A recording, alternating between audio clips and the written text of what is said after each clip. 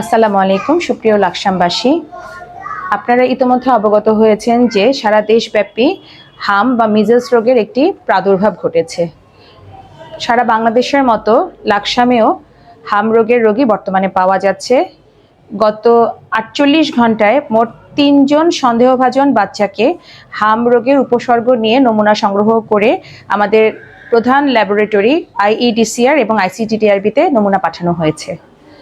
আজকেও লাকসাম উপজেলা স্বাস্থ্য কমপ্লেক্সে 2টি সন্দেহভাজন হাম রোগের উপসর্গ সহ শিশু পাওয়া গিয়েছে। এমতাবস্থায় আমরা সকলেই আসলে অত্যন্ত উদ্বিগ্নের সাথে লক্ষ্য করছি যে আমাদের শিশুদের মধ্যে হামের সংক্রমণ হয়েছে। হাম রোগের 3টি প্রধান উপসর্গ হচ্ছে তীব্র জ্বর থাকতে পারে, সাথে সর্দি, কাশি, নাক দিয়ে পানি পড়া, এছাড়া গায়ে র্যাশ আসতে পারে। সাধারণত বাচ্চাদের ক্ষেত্রে জ্বরটি প্রথমে শুরু হয় এবং 3 থেকে 4 দিন পরে র্যাশের প্রাদুর্ভাব হয়। হাম রোগের সবচেয়ে বড় অসুবিধে হচ্ছে হাম রোগের কিছু জটিলতা দেখা যায়, যে জটিলতা মস্তিষ্কে প্রদাহ, নিউমোনিয়া থেকে শুরু করে শিশু মৃত্যুর দিকেও এগিয়ে যেতে পারে।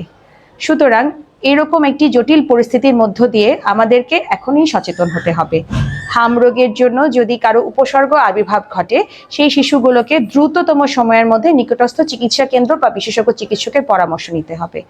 এর পাশাপাশি যেসব শিশু এখন পর্যন্ত হাম রোগের ভ্যাকসিন সম্পূর্ণ করেননি, অর্থাৎ 15 মাসে এবং 9 মাসে যে MR ভ্যাকসিনটি দেওয়া হয় সেটি দেননি, সেটি নেওয়ার জন্য সবাইকে অনুরোধ জানানো হচ্ছে।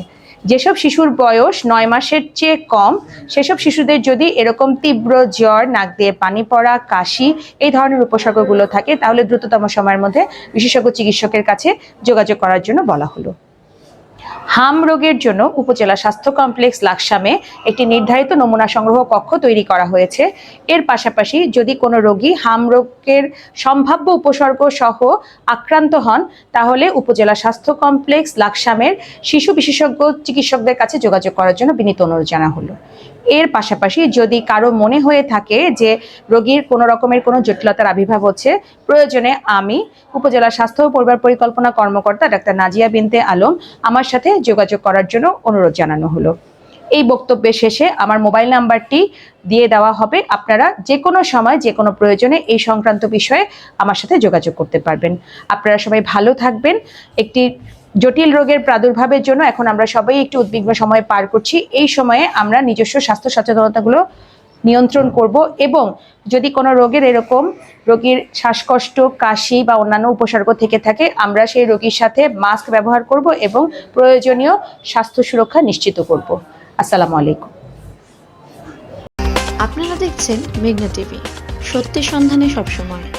এছাড়া দেশ বিদেশের নিত্য নতুন খবর জানতে মেঘনা টিভির ফেসবুক পেজ facebook+meghna tv.vd তে লাইক দিয়ে আমাদের সাথেই থাকুন।